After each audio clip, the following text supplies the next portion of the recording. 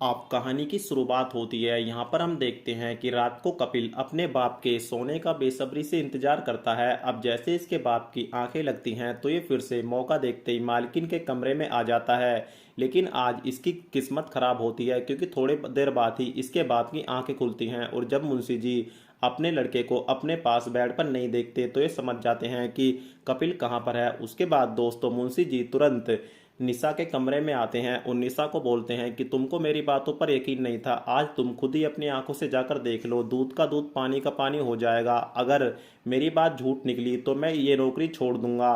तो ये बोलती है कि ये नौकरी तुमको छोड़नी पड़ेगी अगर तुम झूठ बोल रहे हो। उसके बाद दोस्तों निशा जो नहीं देखना चाहती थी आज उसको वही देखने को मिलता है क्योंकि कपिल इसकी माँ की अच्छी तरीके से सर्विस कर रहा है। अब निशा अपने कमरे में आती है और जोर जोर से रोने लगती है और मुंशी जी को बोलती है कि मुंशी जी आप ठीक कह रहे थे, मुझको आपकी बातों पर पहले ही यकीन कर लेना चाहिए था क्योंकि जिस आदमी के साथ मैं सच्चा प्यार करने लगी थी और उसके साथ शादी करने के सपने देख रही थी, मुझको नहीं पता था कि वो मुझको इतना बड़ा धोखा दे रहा है। तो मुंशी जी बोलते हैं कि तुम टेंशन मत लो, मैंने तो तुमको पहले ही बोला था कि कपिल तुम्हारे लायक बिल्कुल भी नहीं है, लेकिन तुम टेंशन मत लो, मैं तुम्हारा साथ हमेशा दूंगा। उसके बाद मुंशी जी निशा को अपने गले लगा लेते हैं तो निशा यहाँ पर थोड़ा बहक जाती है और मुंशी जी तुरंत इसी चीज का फायदा उठा लेते हैं। आप जैसे ही निशा को होश आता है तो ये मुंशी जी को बोलती है कि मुंशी जी मैं थोड़ा बहक क्या गई, आपने तो मेरा गलत फायदा उठा लिया। तो मुंशी जी बोलते हैं कि मैंने तुम्हारा कोई गलत फायदा नहीं उठाया, मैं तुमसे प्यार करता हूँ।